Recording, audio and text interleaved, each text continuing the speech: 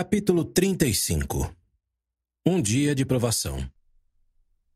Em 17 de fevereiro de 1886, uma multidão aguardava na estação de trem de Salt Lake City pela chegada de George Buchanan e seus captores. O oficial Ireland escoltou George desde o trem até um escritório na cidade, onde outra multidão havia se reunido para expressar solidariedade ao prisioneiro ferido e machucado. Lá dentro, o oficial deu um colchão a George e permitiu que descansasse enquanto aguardava a visita de seu advogado e outros visitantes. O julgamento de George foi marcado para 17 de maio e o juiz o libertou sob uma fiança de $45 mil. Um grande júri, enquanto isso, começou a interrogar as esposas e os filhos de George a fim de coletar provas de que ele havia transgredido a Lei Edmunds. Esses homens estão mortos em relação a qualquer compaixão humana, declarou George quando soube dos interrogatórios brutais. São tão incompassivos quanto os mais iníquos e depravados piratas. Depois de sua libertação, George se encontrou secretamente com o presidente Taylor. George estava quase completamente decidido a ir para a prisão, mas tinha orado para que o profeta soubesse a vontade do Senhor em relação à questão. Em seu encontro, George explicou sua situação e o presidente Taylor concordou que ele devia se submeter à lei. Se George não fosse a julgamento, ele perderia a indenização da fiança de $45 mil, a qual seus amigos tinham generosamente concordado em pagar para seu benefício.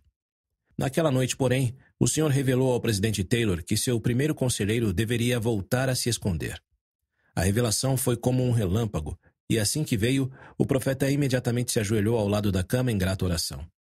Poucos anos antes, o Senhor o inspirara a investir dinheiro da igreja, não ligado ao dízimo, em uma companhia mineradora a fim de criar um fundo de reserva especial para a igreja. O presidente Taylor acreditava que a reserva deveria ser usada para reembolsar os homens que haviam pago a fiança de George. George sentiu que a revelação foi uma resposta às suas orações.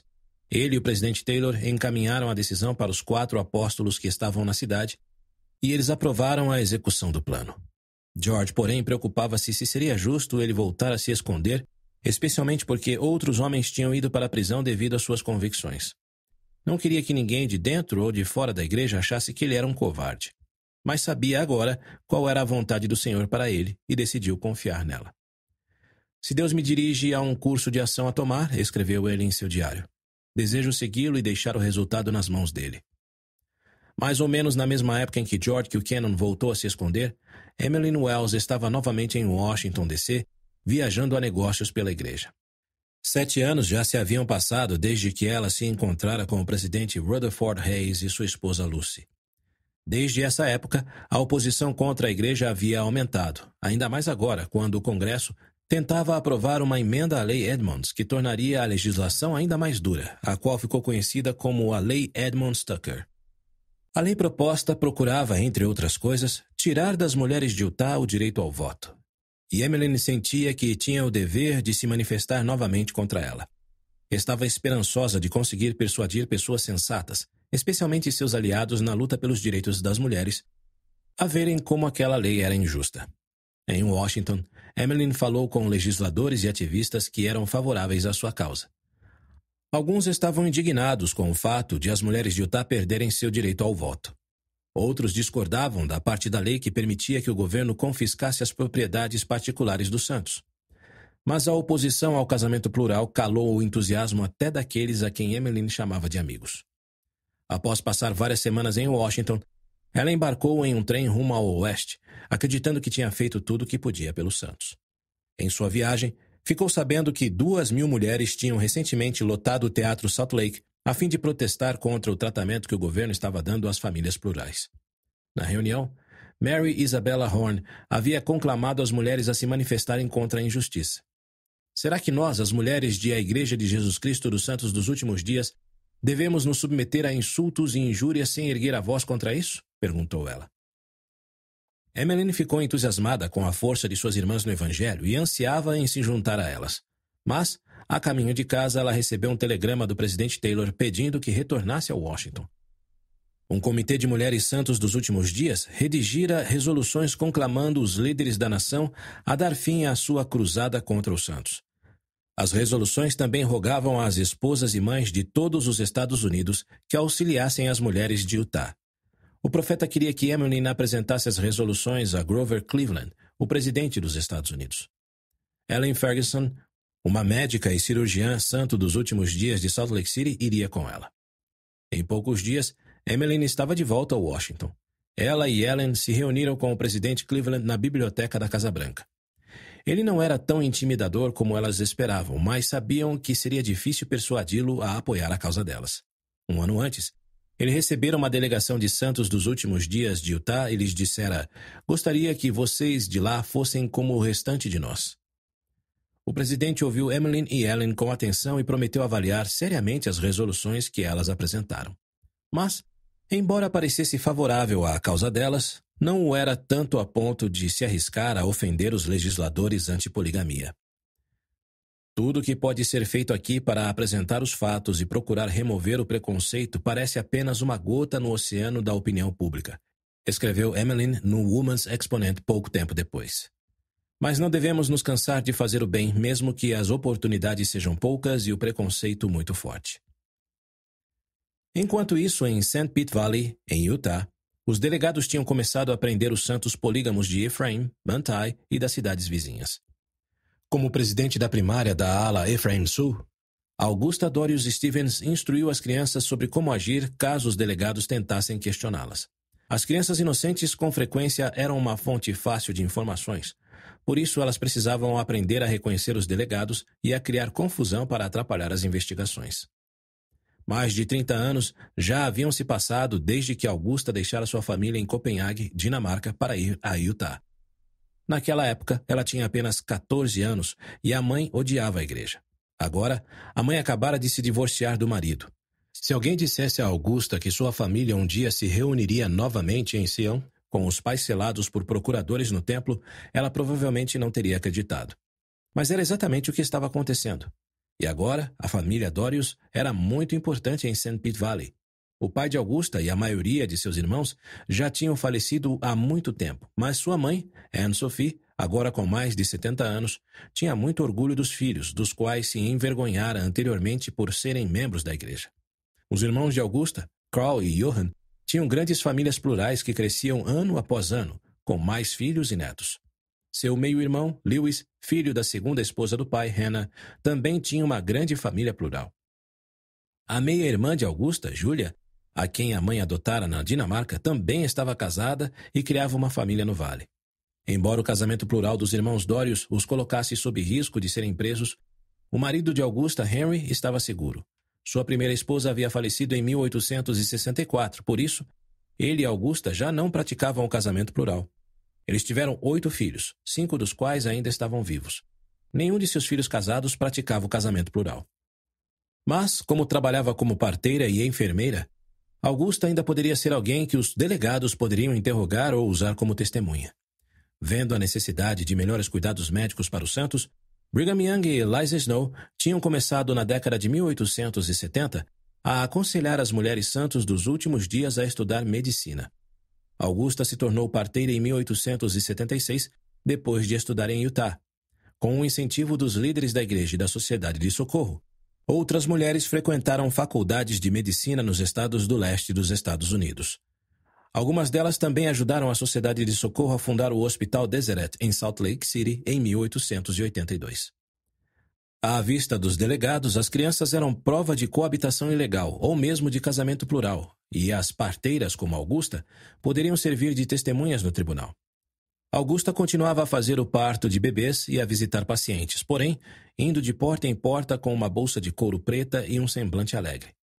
Na primária, ela com frequência dizia às crianças o quanto elas eram abençoadas por terem sido criadas em Sião, a despeito dos riscos existentes na época. As reuniões da primária eram um lugar seguro para as crianças aprenderem o Evangelho. Augusta as ensinava a serem bondosas com os idosos e com os portadores de deficiências. Incentivava as crianças a serem educadas e a fazerem tudo o que pudessem para compartilhar as bênçãos do templo. Tal como outros líderes da igreja, ela também salientava a importância de tomar o sacramento dignamente a cada semana, o que as crianças faziam na escola dominical.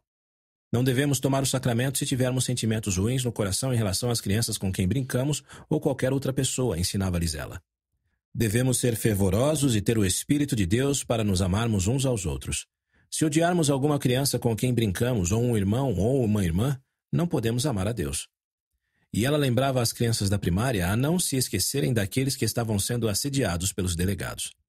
Este é um dia de provação, disse ela, e devemos nos lembrar de oferecer nossas humildes orações por nossos irmãos que estão na prisão e por todos os santos.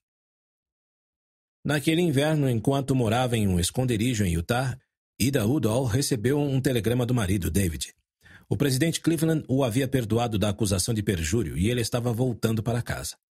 Ida ficou muito feliz por David, mas triste por não poder se juntar a ele em St. John's, Arizona.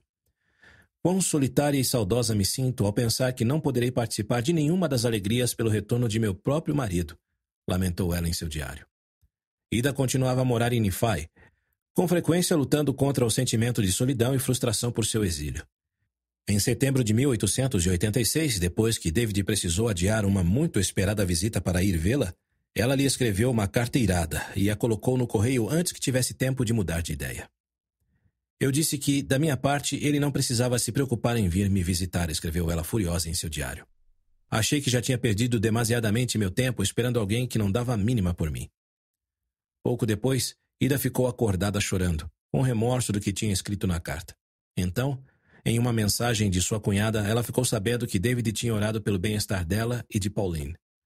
Ao pensar em David orando por ela e pela filha, Ida sentiu o coração tocado e ela escreveu novamente para ele, desta vez se desculpando pela carta irada. Em breve recebeu uma carta de David assegurando-lhe que ele era seu marido afetuoso e devotado, seguida de outra, mais longa, repleta de esperança e de palavras amorosas e contritas. Perdoe-me também por todas as indelicadezas em atos, palavras e pensamentos e pela aparente negligência, rogou David. Tenho um testemunho de que o dia de libertação está próximo, às portas, e que teremos alegria na terra. Em dezembro, uma acusação pendente de poligamia contra David foi retirada, possibilitando que Ida voltasse para o Arizona. David foi a Nephi em março de 1887 para buscar a ela e Pauline, bem a tempo de comemorar o aniversário de 2 anos da menininha. Pauline não conhecia o pai e reagia com veemência sempre que ele tentava abraçar Ida. Tire as mãos dele de você, advertia ela à mãe. A viagem da família até o Arizona levou 3 semanas. Aquele foi o maior período de tempo que ela passou sozinha com o marido nos 5 anos em que estavam casados. Depois de 1 ano acompanhando o marido no campo missionário, Susan Gates se acostumara com sua casa no Havaí. Jacob trabalhava em uma usina de açúcar, transformando a cana-de-açúcar colhida no assentamento em um produto comerciável. Susan fazia o melhor possível para suprir as demandas da vida doméstica. Estava grávida de novo, e além de lavar a roupa e preparar as refeições, ela ficava atarefada confeccionando camisas para Jacob, vestidos de algodão listrado para a filha de 6 anos, Lucy, camisas e calças para Jay, de 4 anos, e Carl, de 3 anos, e aventais novos para o bebê Joseph. Com frequência se sentia cansada no final do dia, mas ainda encontrava tempo para escrever e enviar artigos para os jornais de Utah e da Califórnia. Certa manhã, em fevereiro de 1887, o pequeno Jay apresentou febre e tosse. A princípio, Susan e Jacob acharam que fosse um resfriado, mas os sintomas pioraram ao longo da semana seguinte. Eles cuidaram de Jay fazendo o melhor que podiam e pediram a Joseph F. Smith e a outros que o abençoassem. Susan se maravilhou com a fé exercida em favor do filho, mas Jay não melhorou. Na noite de 22 de fevereiro, Susan ficou acordada com Jay esfregando azeite em sua barriga para tentar aliviar a dor. A respiração dele ficou entrecortada e difícil. Não saia do meu lado esta noite, mamã, disse-lhe ele. Fique comigo esta noite. Susan prometeu que ficaria, mas, depois da meia-noite, Jacob pediu que ela descansasse um pouco enquanto ele cuidava do filho. Jay parecia estar dormindo bem, por isso ela foi se deitar, sem querer acreditar que seu filhinho morreria. Ele estava em missão com sua família, disse a si mesma, e as pessoas não morrem em missão. Jay acordou mais tarde e sussurrou mama várias vezes ao longo da noite. Pela manhã, ele parecia pior. E a família chamou Joseph F. e Julina Smith. O casal Smith ficou com a família Gates durante o restante do dia. Jay não melhorou e, naquela tarde, adormeceu tranquilamente, vindo a falecer pouco antes das 14 horas. A dor que Susan sentiu foi inexprimível, mas ela mal tinha começado seu luto quando Carl apresentou a mesma doença. À medida que ele foi piorando, os santos de toda a Laie jejuaram e oraram, mas de nada adiantou. A família foi colocada em quarentena para prevenir a disseminação da doença, e Carl morreu logo em seguida. Embora muitas famílias fossem ajudar Susan e Jacob, Joseph F. e Juline Smith estavam constantemente ao lado deles. Eles tinham perdido sua filha mais velha, Josephine, quando tinha por volta da idade dos meninos, e compreendiam a angústia dos amigos. Quando os meninos morreram, Joseph estava ao lado do leito deles. Julina lavou o corpo deles, confeccionou-lhes roupas mortuárias e os vestiu pela última vez. Nos dias que se seguiram, Jacob chorou pelos filhos, mas Susan estava por demais aturdida para chorar. Preocupava-se com a possibilidade de seus outros filhos pegarem a doença. Depois do falecimento de Carl, ela também deixara de sentir o bebê se mexendo no ventre. Embora Jay tivesse visto a criança em um sonho pouco antes de sua morte, Susan se perguntava se o bebê ainda estaria vivo. Depois, um dia, ela sentiu um leve movimento, um pequeno sinal de vida. Um movimento bem fraco me consola com a esperança de que ainda haja vida batendo sob meu coração entristecido, escreveu ela para a mãe. Não entendia por que seus filhos tinham morrido, mas encontrou forças sabendo que Deus estava cuidando dela. Com tudo isso, sei que Deus governa nos céus, escreveu ela para a mãe. Deus me abençoou e me ajudou a suportar meus fardos. Louvado seja seu santo nome para sempre. No início de 1887, o Congresso aprovou a Lei Edmunds-Tucker. A nova lei dava aos tribunais de Utah um poder ainda maior de condenar e punir as famílias plurais. As mulheres do território perderam o direito ao voto, e as crianças nascidas em casamentos plurais perderam os direitos de herança. Os candidatos a eleitores, membros do júri e líderes governamentais eram obrigados a fazer um juramento anti-poligamia. A Igreja e o Fundo Perpétuo de Imigração deixaram de existir como entidades legais, e o governo adquiriu autoridade para confiscar certas propriedades da Igreja cujo valor ultrapassasse $50 mil. John Taylor, George Buchanan e outros líderes da Igreja buscavam se manter um passo à frente dos oficiais. Cada vez mais santos buscavam refúgio nos pequenos assentamentos da Igreja em Chihuahua, México, inclusive em Colônia Diaz e Colônia Juárez. Outros membros haviam fundado um assentamento no Canadá chamado Cardston. Aquelas mulheres e aqueles homens estavam dispostos a viajar centenas de quilômetros em direção a áreas remotas fora dos Estados Unidos no intuito de proteger sua família, seguir os mandamentos de Deus e guardar os sagrados convênios que haviam feito no templo. Naquela primavera, o estado de saúde de John Taylor piorou muito e George ficou preocupado com o bem-estar do profeta. Embora ainda estivessem se escondendo, os dois homens tinham morado por 6 meses com uma família em uma casa isolada em Kaysville, a pouco mais de 30 quilômetros ao norte de Salt Lake City. John passara a sentir dor no coração, falta de ar e insônia. Sua memória estava começando a falhar e ele tinha dificuldade para se concentrar. George insistia para que ele consultasse um médico, mas, com exceção de alguns chás de ervas, John se recusava a tomar medicamentos. Em 24 de maio, John não se sentia bem o suficiente para cuidar dos assuntos da igreja, por isso pediu que George cuidasse deles pessoalmente. Mais assuntos surgiram, e John pediu que George os resolvesse também. Quando chegou uma mensagem solicitando conselho sobre uma importante questão política, John pediu a George que fosse até Salt Lake City cuidar disso. Os pensamentos de George se voltaram para Joseph F. Smith, que ainda estava no exílio, no Havaí. No outono anterior, ele escrevera para Joseph contando os problemas que ele e John estavam enfrentando. Não sei dizer quantas vezes desejei que você estivesse aqui, expressara ele. Senti como se a primeira presidência fosse um pássaro com uma asa faltando. Mais recentemente, George tinha informado a Joseph acerca das más condições de saúde de John. A vontade dele, como você sabe, é indômita, escreveu ele em uma carta. Mas o profeta já não era jovem e seu corpo estava definhando. Se John piorasse, George prometera chamar Joseph imediatamente. Havia chegado a hora. Embora George soubesse que, ao chamar Joseph de volta para casa, ele o estaria colocando em risco, enviou uma mensagem pedindo que voltasse para Utah. Dei esse passo sem comunicá-lo a ninguém, temendo que possa criar alarme ou colocar em perigo sua segurança, escreveu ele. Nada tenho a dizer, exceto que você precisa ser extremamente cauteloso. Na manhã de 18 de julho, George começou a assinar recomendações para o templo, uma tarefa normalmente reservada para o presidente da igreja. A essa altura, John Taylor quase não saía do quarto e mal tinha forças para falar. Todo o fardo das responsabilidades da primeira presidência recaiu sobre os ombros de George. No final daquela tarde, um carroção coberto se aproximou da casa em Kaysville.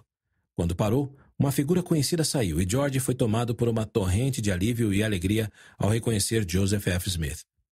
Ao levar Joseph para dentro a fim de ver o profeta, eles encontraram John sentado em uma cadeira em seu quarto, quase inconsciente. Joseph pegou John pela mão e falou com ele. John pareceu reconhecer seu conselheiro. Esta é a primeira vez que a primeira presidência se reúne em 2 anos e 8 meses, disse George para John. Como se sente? Sinto que devo agradecer ao Senhor, sussurrou John. Ao longo da semana seguinte, as condições de saúde de John pioraram. Certa noite, George e Joseph estavam cuidando de assuntos da igreja quando foram subitamente chamados para o quarto de John. John estava deitado imóvel na cama, com a respiração entrecortada e fraca. Após alguns minutos, parou totalmente de respirar. Isso aconteceu tão serenamente que pareceu a George que estava vendo um bebê adormecendo. Para ele, perder John era como perder seu melhor amigo. John tinha sido como um pai para George. Nem sempre concordavam em tudo, mas George o considerava um dos homens mais nobres que já conhecera. Pensou na reunião da primeira presidência uma semana antes. Agora, estavam separados novamente. George e Joseph rapidamente começaram a fazer planos para avisar os apóstolos. George já escrevera sobre o estado de saúde do profeta para Wilford Woodruff, o presidente do Quórum dos 12, e Wilford estava seguindo lentamente para Salt Lake City, proveniente de St. George, tomando cuidado para evitar os delegados. Os outros apóstolos, em sua maioria, ainda estavam escondidos. Na ausência deles, George sabia estar em uma situação delicada. Como o presidente da igreja havia morrido, ele e Joseph já não podiam atuar como membros da primeira presidência. Mas a igreja ainda se via diante de graves perigos e precisava de liderança. Se ele continuasse a administrar os assuntos da igreja, independentemente dos 12, poderia desagradar os outros apóstolos. Mas que opção tinha ele? O quórum estava disperso, e alguns assuntos simplesmente não podiam ser adiados nem ignorados. George também sabia que ele e Joseph tinham que agir rapidamente. Se a morte de John se tornasse pública cedo demais, os delegados poderiam ficar sabendo do paradeiro deles e vir pegá-los. Ele e Joseph já não estavam mais seguros. Precisamos levantar acampamento, anunciou George, e sair daqui assim que pudermos.